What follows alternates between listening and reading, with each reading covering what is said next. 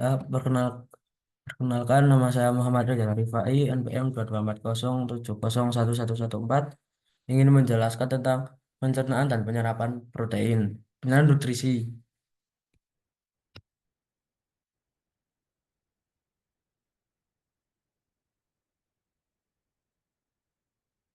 Satu, apa itu karbohidrat?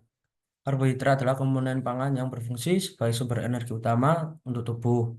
Setelah mengonsumsi memecah karbohidrat tersebut menjadi glukosa yang merupakan sumber energi utama bagi sel, jaringan, dan organ-organ tubuh. Karbohidrat tersusun dari unsur karbon, hidrogen, dan oksigen. Dua, penyerapan karbohidrat. Makanan akan diubah menjadi bolus. Selain itu, dalam mulut, pati atau amilum akan dirubah menjadi zat yang lebih sederhana, seperti dekstrin dan maltosa, dengan bantuan enzim amilase. Selanjutnya, bolus tadi akan diterima oleh lambung dan karbohidrat akan bercampur dengan asam lambung yang mempunyai sifat korosif dan menjadi jimus. Setelah itu, proses tersebut akan lanjut diproses di usus halus dengan bantuan enzim maltase, sukrase, dan laktase. Dalam usus halus, enzim maltase akan merubah maltosa menjadi 2 unit glukosa. Enzim sukrase akan merubah sukrosa menjadi glukosa dan fruktosa.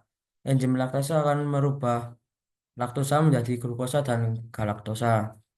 Selanjutnya, proses tersebut akan berakhir di usus besar. Dalam usus besar akan terjadi proses fermentasi oleh mikroba dan menghasilkan karbodioksida, hidrogen, metan, asam asetat, propionat, dan butirat.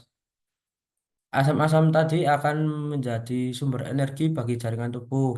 Sementara itu, sisa karbohidrat dari keseluruhan proses tersebut akan berubah menjadi feses dan akan dikeluarkan dari tubuh. Wah, penyerapan kalsium. Kalsium, kalsium yang diperoleh dari makanan akan diolah terlebih dahulu melalui bantuan enzim. Kalsium yang telah diolah tadi kemudian berkontaksi dengan asam lambung menjadi kalsium cair. Kalsium cair tersebut akan diserap oleh dinding usus. Apabila kalsium tersedia banyak, maka akan langsung didistribusikan ke seluruh tubuh melalui proses difusi.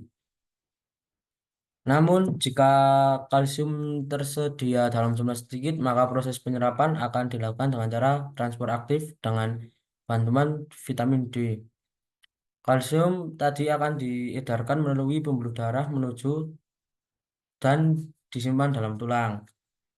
Dalam tulang, kalsium dapat disimpan ataupun dilepaskan jika tubuh membutuhkannya. Jika apa itu nutrisi? Nutrisi adalah kandungan zat gizi yang seseorang peroleh dari sumber makanan dan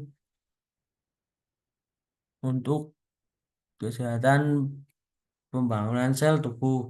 Tubuh mendapatkan asupan yang tepat dan akan baik kesehatan kombinasi yang cepat. Penyerapan nutrisi. Mulut adalah bagian awal dari saluran pencernaan saat makanan dikunyah di dalam mulut. Kelenjar liur akan memproduksi air liur guna mempermudah proses menghaluskan makanan. Di dalam lambung, makanan dan minuman akan bercampur dengan enzim pencernaan dan asam lambung untuk dihaluskan dan dipecah menjadi lebih kecil, sehingga tekstur cair atau menyerupai pasta yang lembut. Usus halus melanjutkan proses pencernaan menggunakan enzim yang dikeluarkan oleh pankreas dan cairan empedu dari hati. Enzim ini bertugas untuk memecah protein, lemak, dan karbohidrat dari makanan. Setelah makanan dipecah di dinding usus halus, kemudian menyerap air dan nutrisi dari makanan ke dalam aliran darah. Sementara itu, sisa-sisa makanan yang tidak dicerna atau diserap akan dibawa ke usus besar. Tugas utama usus besar adalah menyerap air dan nutrisi yang tersisa dari sisa makanan sehingga menjadi padat dan membentuk tinja. Tinja kemudian disimpan di rektum hingga didorong dan dikeluarkan bersamaan dengan racun, zat sisa, dan cairan berlebih dari dalam tubuh melalui anus saat buang air besar. Tiga, apa itu vitamin D? Vitamin D adalah vitamin yang larut dalam lemak yang meliputi senyawa.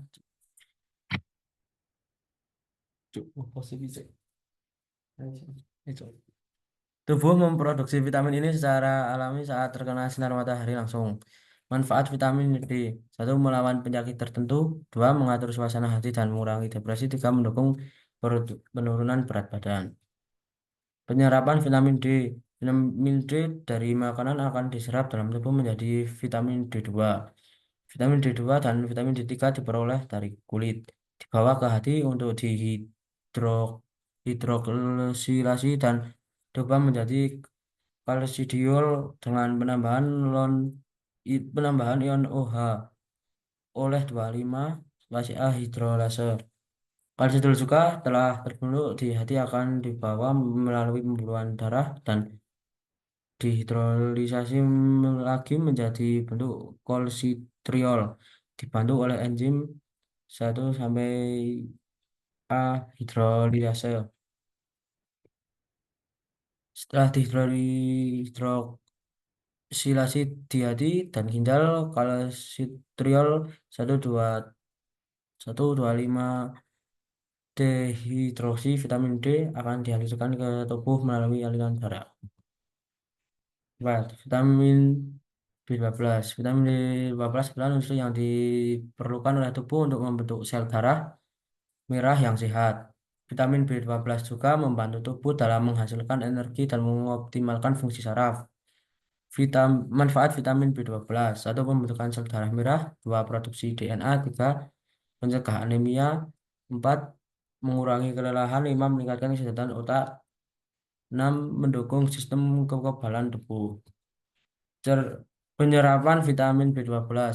Vitamin B12 yang diperoleh dari makanan akan diolah terlebih dahulu dalam mulut dengan bantuan enzim haptokurin. Vitamin B12 yang telah diolah tadi kemudian diolah lagi di lambung dengan bantuan pepsinogen yang dirubah menjadi pepsin dengan bantuan asam klorida menjadi R vitamin B12 kompleks. Hasil olahan dari lambung tersebut nantinya diteruskan ke usus halus. Dalam usus halus B12 kompleks akan bercampur dengan beberapa enzim seperti lipase, amilase, dan pro- protease. Setelah proses pencampuran tadi, vitamin B12 akan berikatan atau membentuk kompleks dengan berbagai faktor intrinsik selama sisa perjalanan menuju ileum usus kecil untuk diabsorpsi. Nah, cukup sekian dari saya. Wassalamualaikum warahmatullahi wabarakatuh.